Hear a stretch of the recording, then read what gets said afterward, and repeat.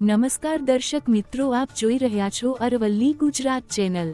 મહત્વપૂર્ણ સમાચાર મળી રહ્યા છે માલપુરથી। માલપુરના ગોવિંદપુરા કંપા પાસે પાટીદાર પેટ્રોલ પંપ સામે ટ્રક અને ટ્રેક્ટર વચ્ચે અકસ્માત સર્જાયો। સીસીટીવી ફૂટેજમાં દેખાય છે કે ટ્રક ચાલકે ટ્રેક્ટરને ટક્કર મારતા ટ્રેક્ટર પલટી ખાઈ ગયું હતું।